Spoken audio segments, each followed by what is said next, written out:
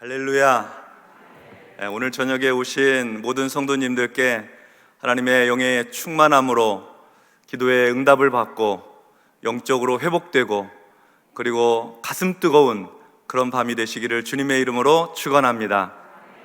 여러분, 들어오시면서 스탬프 찍고 들어오셨어요? 저도 찍었습니다. 이거 다 찍어가지고 우리 5월 29일 날 좋은 선물로 함께 교환할 수 있으면 좋겠습니다. 우리 목회자들도 다 찍으면 주려고요.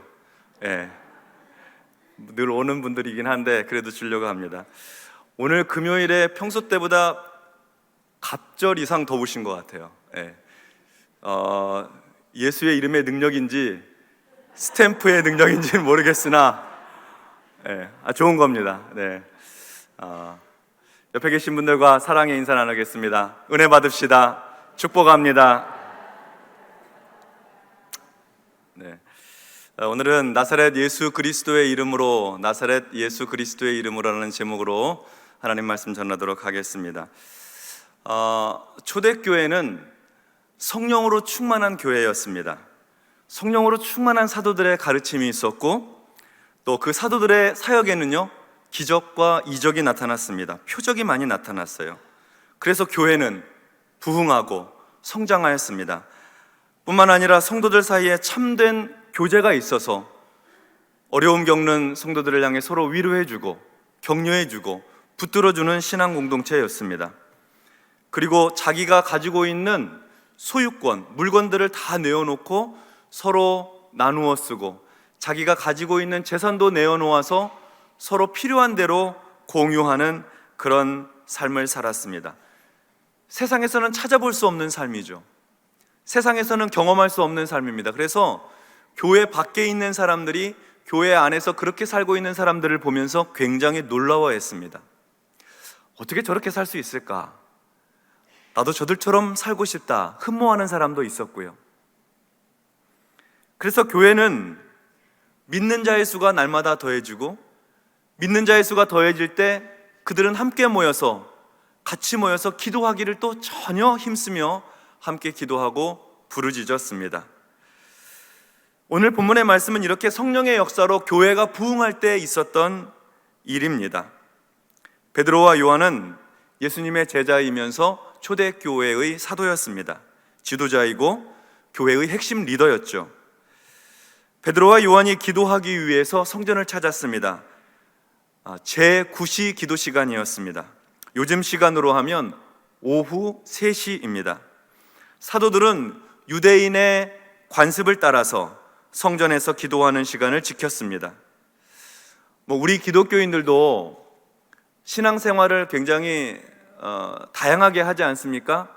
아주 보수적으로, 복음적으로 뜨겁게 신앙생활하고 열심히 기도하고 이렇게 신앙생활하는가 하면, 어떤 사람들은 조금 이념적으로 또 냉철하게 실천적으로 그렇게 또 신앙생활하는 분도 계시고, 또 적당하게 한쪽 발은 교회에 들여놓고 한쪽 발은 또 세상에 있고, 이렇게 적당하게 타협하며 신앙생활하는 사람도 있고, 다양합니다, 부류가. 근데 유대교도 그렇습니다. 유대교도 모두가 다 뜨거운 사람들은 아닙니다. 모두가 다 율법에 열심히 있는 사람들도 아니고요. 어떤 사람은 아주 철저하게 정통 유대교, 보수적인 유대교로 그렇게 신앙생활하는 사람이 있는가 하면, 안식일도 좀 변칙적으로 지켜가면서 좀 즐겨가면서 이렇게 신앙생활하는 유대인들도 있습니다. 스펙트럼이 아주 넓습니다. 다양합니다. 그런데 유대인들의 그 전통, 유대인들의 어떤 신앙의 습관, 그 모습을 보면 어떤 신앙의 모습이 있냐면, 하루에 3번 기도하는 습관과 전통이 있습니다.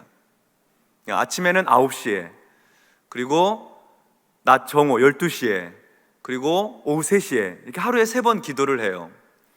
다니엘도 포로 생활을 하고 있었고 포로민으로 지내고 있었지만, 예루살렘을 향하여서 창을 열어놓고 하루에 3번 기도했다는 기록이 있죠. 다윗도 시편 55편의 기록을 보면, 하나님이여 내가 저녁과 아침과 정오에 하나님 앞에 기도합니다 하는, 하루 3번 기도하는 그런 기도의 내용이 있습니다. 또 유대인들의 그 전통을 보면 출애굽기 29장에 볼 것 같으면 아침에 하나님 앞에 제사 드리고 저녁에도 하나님 앞에 제사 드리는 상번제, 항상 드리는 번제의 제사가 있었습니다. 정기적인 제사, 그리고 시간을 정해놓고 드리는 기도, 그게 있었다 하는 것이죠. 그리고 이 베드로와 요한과 같이 당시 초대교회의 성도들은 자기들이 유대교와는 다른 전혀 다른 기독교 신앙생활을 한다, 그렇게 생각을 하지 않았고요. 유대교 안에 있으면서 예수 믿는 사람들, 자기가 유대교인이면서 동시에 예수를 잘 믿는 그런 사람들이라고, 유대교의 분파 중에 하나라고 그렇게 스스로 생각을 했습니다. 그래서 유대교의 관습을 따라 하루에 3번 기도하는 전통을 더 잘 지켰던 거예요. 성령으로 충만하게 되자 그 습관을 따라 기도하는 그 기도를 더 신실하게, 더 뜨겁게 지켜나갔던 것이죠. 그래서 9시 기도, 제9시 기도, 그러니까 오후 3시에 기도하러 예루살렘 성전에 올라갔던 것입니다. 그런데 성전에 올라가는 길에 한 사람을 만나게 돼요. 근데 이 사람은 태어나면서부터 못 걷게 된 사람입니다. 태어나면서부터 못 걷게 된 사람이 성전 문 앞에 앉아서 구걸을 하고 있습니다. 사람들이 그를 메고 와서 성전 문 앞에 놓고 가면 아침 9시 정오기도, 오후 3시 기도에 사람들이 성전에 기도하러 올라올 시간쯤 맞춰서 이 나면서부터 걷지 못했던 사람을 데려다 놓으면 사람들이 들어가면서 동전을 주고 이 사람도 구걸을 하고 그러면서 생계를 유지했던 것이죠. 이 사람이 앉아있는 성전 문 이름이 미문이었다고 합니다. 미문, 아름다운 문이라는 뜻입니다. 사람들에게 기도하러 들어가는 그 아름다운 문이 태어날 때부터 걷지 못하고 평생을 구걸하며 살아온 이 사람에게도 아름다운 문이었을까요? 그는 한 번도 그 안으로 들어가 보지를 못했어요. 그 문 앞에서 구걸하는 사람이었죠.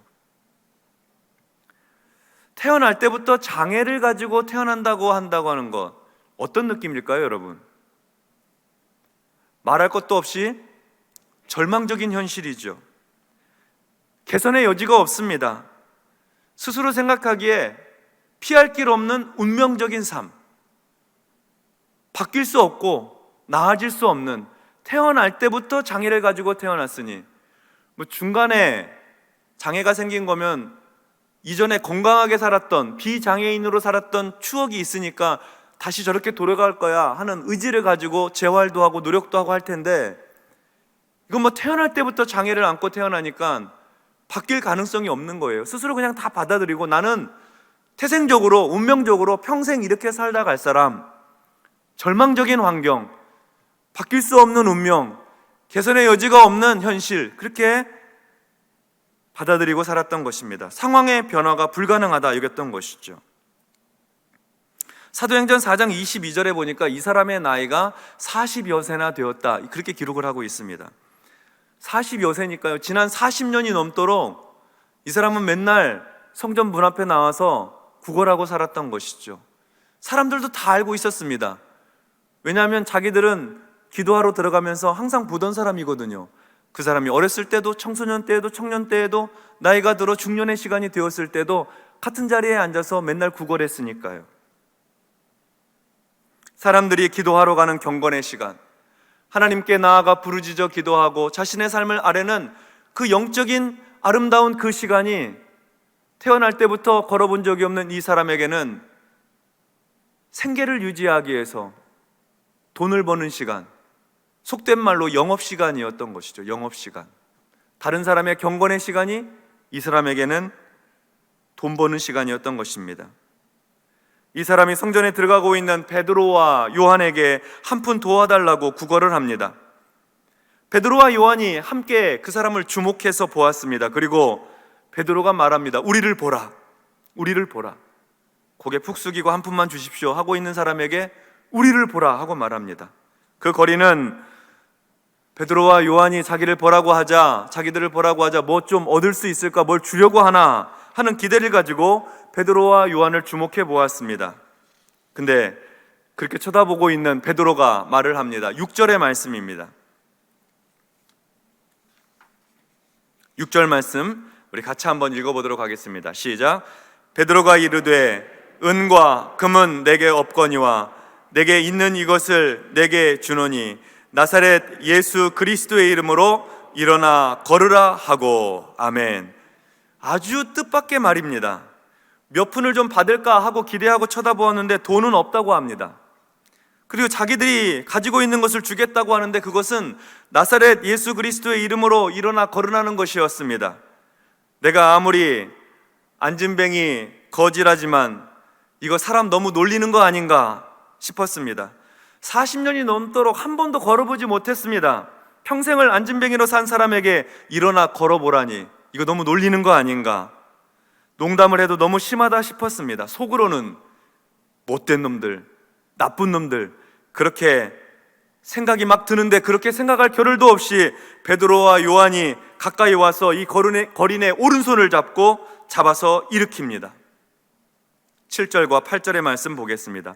오른손을 잡아 일으키니 발과 발목이 곧 힘을 얻고 뛰어서서 걸으며 그들과 함께 성전으로 들어가면서 걷기도 하고 뛰기도 하며 하나님을 찬송하니. 아멘.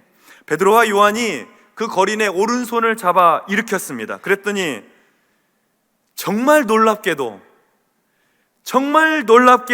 한 번도 힘이 들어가 본 적이 없는 다리에 힘이 들어가는 게 느껴지는 거예요. 한 번도 견고하게 서본 적이 없는 발목에 힘이 딱 들어가는 느낌이 드는 것입니다. 그래서 베드로와 요한이 잡아 일으키는 대로 일어섰습니다. 일어섰어요. 일어서지는 거예요. 말도 안 되는 일이 일어난 거죠. 기적이 일어난 것이죠. 한 걸음 한 걸음 걸어보는데 걸어지는 겁니다. 깡충깡충 뛰어도 보았습니다. 뛰어지는 거예요. 성큼성큼 큰 보폭으로 걷고 작은 보폭으로 걷는데 걸어지는 거예요. 한 번도 걸어본 적이 없으니까요. 다리에는 근육이 하나도 없어요. 뼈가 앙상해요.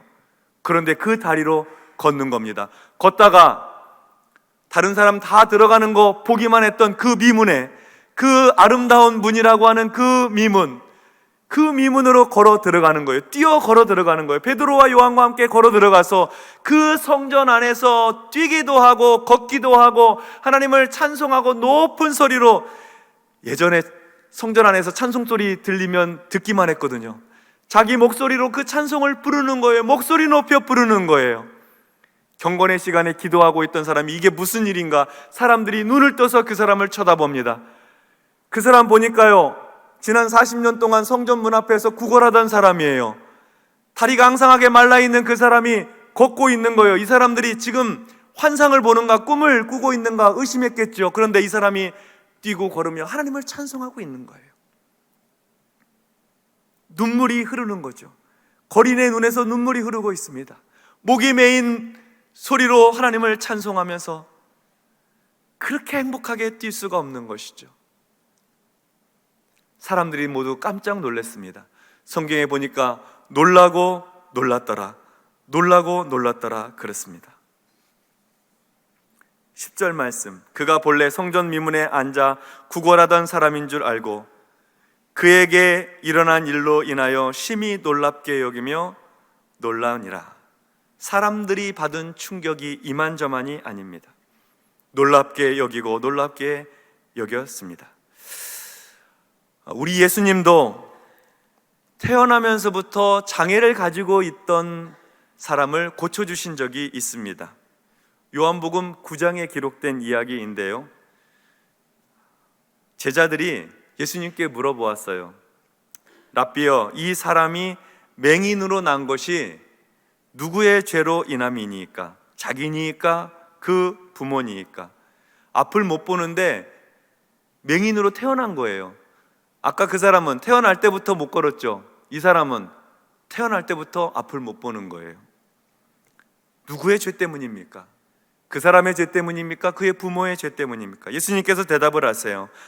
이 사람이나 그 부모의 죄로 인한 것이 아니라 그에게서 하나님이 하시는 일을 나타내고자 하심이라. 그에게서 하나님이 하시고자 하는 일을 나타내고자 하심이라. 그리고 땅에 침을 뱉어서 진흙을 이겨 눈에 바르고 실로암 못에 가서 씻고 오라고 그랬습니다. 보내심을 받았다는 뜻의 연못에 가서 씻고 와라. 그 사람 가서 더듬거리면서 가가지고 실로암 못에 가서 진흙 이긴 거를 실로암 못에 가서 그 물로 씻으니까 앞이 보이는 거예요. 한 번도 보지 못했던 세상의 우주와 만물이 보이고 사람이 보이고 눈을 뜨게 된 것이죠.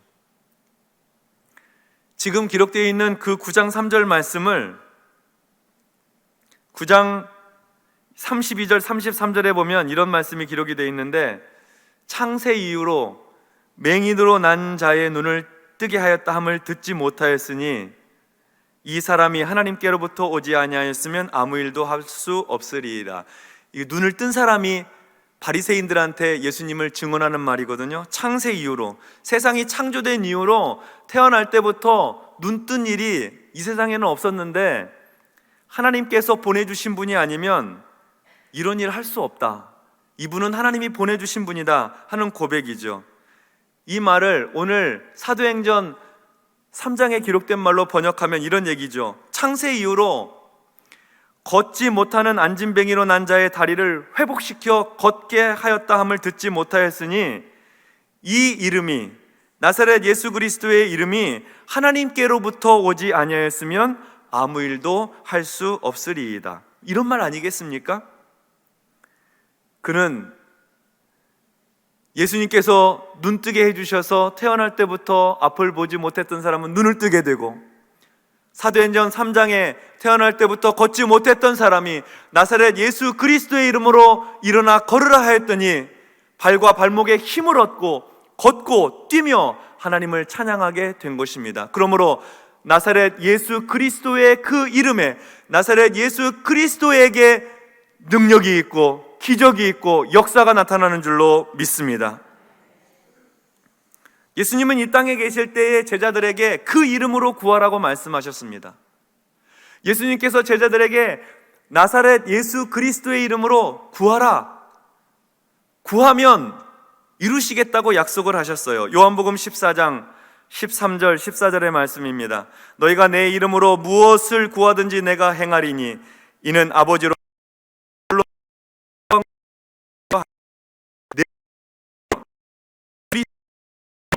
든지 내게 구하면 내가 행하리라. 아멘. 요한복음 15장 16절에서도 너희가 나를 택한 것이 아니오 내가 너희를 택하여 세웠나니 이는 너희로 가서 열매를 맺게 하고 또 너희 열매가 항상 있게 하여 내 이름으로 아버지께 무엇을 구하든지, 내 이름으로 아버지께 무엇을 구하든지, 나사렛 예수 그리스도의 이름으로 아버지께 무엇을 구하든지 다 받게 하려 함이라. 아멘. 요한복음 16장 24절에서도 이 말씀 우리 같이 한번 읽겠습니다. 시작. 지금까지는 너희가 내 이름으로 아무것도 구하지 아니하였으나 구하라 그리하면 받으리니 너희 기쁨이 충만하리라. 아멘. 나사렛 예수 그리스도의 이름으로 구하면 받으리니 너희 기쁨이 충만하리라 말씀을 하셨습니다. 성도 여러분, 오늘 저녁에는 나사렛 예수 그리스도의 이름으로 구하십시다. 나사렛 예수 그리스도의 이름으로 기도하고 부르짖읍시다. 우리가 할 만한 일을 구하지 마시고, 내가 할 수 있는 일을 간구하지 말고, 내게 할 수 없는 일, 불가능해 보이는 일, 안 될 것 같은 일, 그 일을 오늘 밤에는 나사렛 예수 그리스도의 이름으로 구할 수 있는 밤이 되기를 바랍니다. 그래서 하나님께서 힘 주시고 능력 주시고, 그래서 전혀 일어날 것 같지 않는 그런 기적과 같은 일이 우리의 삶에, 우리 가정에, 우리 자녀들에게, 내 사업장에, 나의 일터에, 우리 교회 가운데 일어날 수 있도록, 병든 우리 몸이 치유함을 받고 깨어져가는 우리 가정이 다시 회복되게 되고 화목하게 되며, 마음이 멀리 나가져 있는, 신앙을 떠나 있는 사랑하는 가족들, 자녀들이 다시 주께로 돌아오게 되고, 우리 기업이 다시 일어서게 되며 일터에 하나님의 은혜가 임할 수 있도록, 절대로 예수 믿을 것 같지 않는 그 사람, 다른 사람은 다 믿어도 그 사람 절대 예수 안 믿을 거야 같은 그 사람을 위해서 오늘 나사렛 예수 그리스도의 이름으로 구하는 거예요. 내가 구하면, 나사렛 예수의 이름으로 구하면 시행하시고 이루시는 분은 우리 하나님이시니까 우리는 믿음으로 간구하는 것입니다. 하나님께서 이루시고 역사하시는 것을 우리가 함께 바라보게 될 줄로 믿습니다. 성도 여러분, 우리는 그동안 신앙생활하면서 나사렛 예수 그리스도의 이름을 드러내지를 못한 적이 많습니다. 우리의 열심과 열정으로 한 일도 많이 있고요, 나사렛 예수 그리스도의 이름이 높임받기보다는 내 이름이 높임받을 때도 많고, 우리 부서의 이름이 높임받고, 우리 교회의 이름이 높임받고, 어떤 유명한 목사님의 이름이 높임받고, 그럴 때가 많지 않았습니까?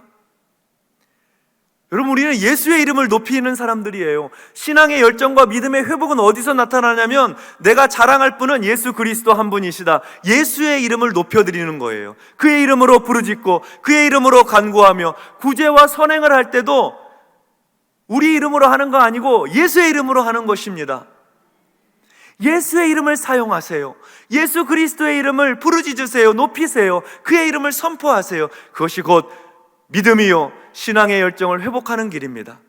5월 한 달 동안 우리는 지쳐있는 우리의 영혼이 다시 일어나기를 원하고, 빈들의 마른 풀과 같이 시들어있는 우리의 영혼에 은혜의 단비가 쏟아지기를 소원하는 것입니다. 어떻게 해요? 나사렛 예수 그리스도의 이름으로, 그 예수의 이름으로만 우리가 살 길이 있는 것입니다. 예수의 이름으로 우리는 전진할 수 있는 것이에요. 일어설 수 있는 것입니다.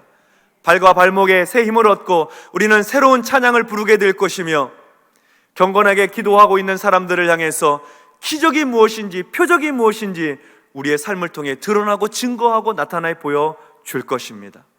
세상을 향해 주님의 이름을 드러내야 됩니다. 세상 사람들이 놀랍기를 원해요. 놀라워하고 더 놀라기를 원해요. 오늘 10절에 있는 말씀처럼 그 사람을 보며 놀라워하고 놀라워하더라 그랬잖아요. 세상 사람들은 감동받기를 원해요. 놀래줬으면 좋겠어요, 자기를. 누가요? 교회가, 성도들이 좀 자기를 놀래줬으면 좋겠어요. 우리가 그들을 놀랄 수 있는 일이 무엇입니까? 예수의 이름으로 놀래키는 거죠. 우리가 비록 희생하고 손해보고 금전적으로도 어려워진다 할지라도 예수의 이름으로 돕고 섬기고 양보하고 희생하는 것, 예수의 이름으로 그렇게 할 때에, 예수의 이름으로 그들을 돕고 그들을 위해 기도할 때에, 예수의 이름으로 선을 행할 때에, 예수의 이름으로 복음을 전해주어서 그들에게 영생의 기쁨을 나누어 줄 때 세상을 놀라는 것이죠. 세상은 놀라는 것이죠. 그동안 우리가 사용하지 않았던, 잠잠해 있었던 예수의 이름을 좀 더 많이 사용했으면 좋겠어요. 오늘 밤에도 사용하고 일상의 삶에서도 사용하고 주의 이름으로 선포함으로 말미암아 예수 그리스도의 이름으로 나타나는 놀라운 은혜와 축복이 저와 여러분의 삶 속에 충만하게 임하시기를 주의 이름으로 축원합니다. 아멘.